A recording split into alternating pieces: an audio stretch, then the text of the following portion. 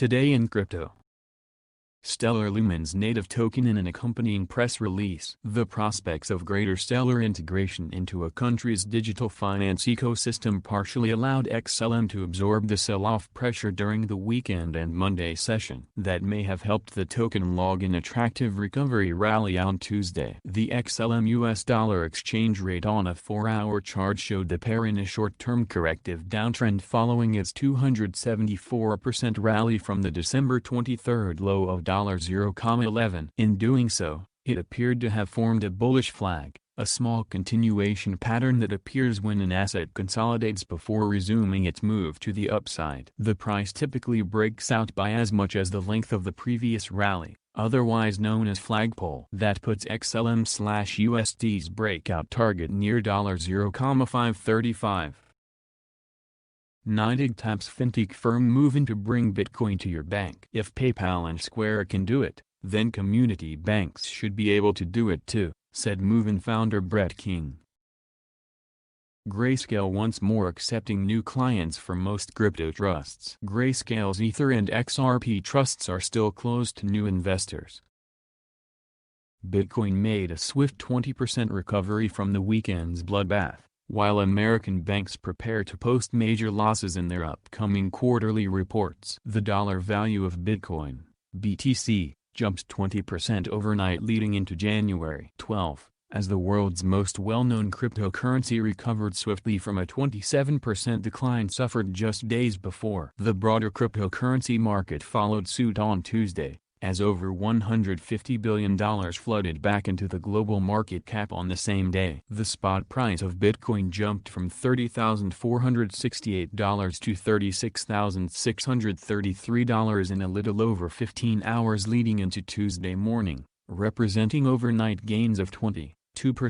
This returned a majority of the losses incurred by the coin over the course of the previous weekend when the BTC price plunged from $41,880 down to $30,468. As reported by Reuters on January 11, major banking institutions in the United States will be hoping to put 2020 firmly behind them when fourth quarterly numbers are released on Friday. Financial analysts are expecting a sharp contrast between Bitcoin's recent fortunes and those of the legacy banking sector, with some anticipating losses of over 40%. Citigroup Incorporated is expected to show a 42% decline for the last 3 months of the previous year, while analysts predict Wells Fargo and Company will suffer a similar drop of around 39%. Next week Bank of America Core will release their own quarterly report, which is expected to show a profit decline of 33%. Not every bank suffered equally towards the end of 2020,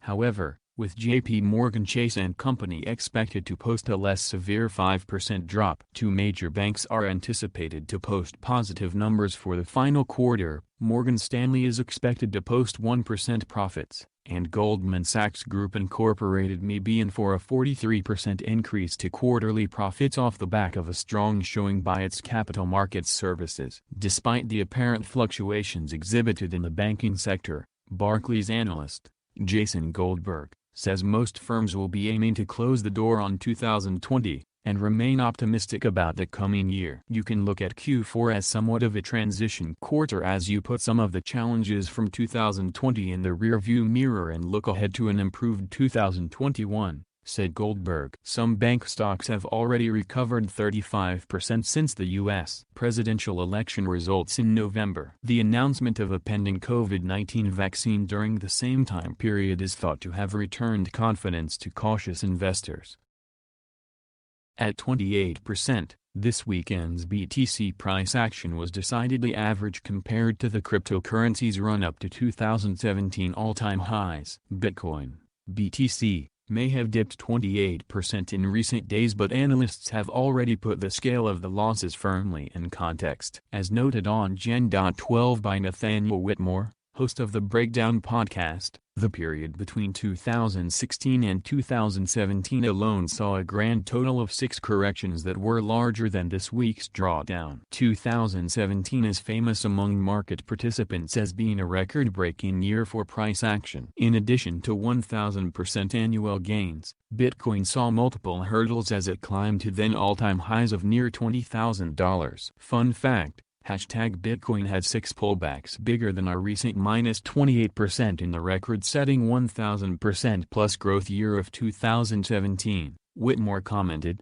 citing a chart with data from Travis Kling, CEO of crypto asset manager IGAI. As BTC/USD fell from fresh record highs of $42,000 to just above $30,000. Familiar criticism of Bitcoin's volatility from mainstream financial sources and other critics returned. A subsequent rebound to $36,700, itself record-breaking in speed, in turn attracted claims of market manipulation. For long-term investors, however, the events are nothing new, echoing as they do the surface-level behavior seen during other bull runs. During the previous cycles, the #Bitcoin drawdowns in the 20% to 40% range have taken anywhere from a day to a little over a month to find a bottom. On-chain analytics service Econometrics summarized with comparative charts of its own on Monday. Econometrics nonetheless noted that historically, only around 15% of Bitcoin's total price corrections have surpassed the fall from $42,000. Popular industry figures meanwhile reiterated that lower price levels amounted to little more than a buying opportunity for zealous investors. It's hard to believe Bitcoin is up 10% year to date for 2021 this morning at $32,000. But that's how this works. If you can't handle the crazy volatility,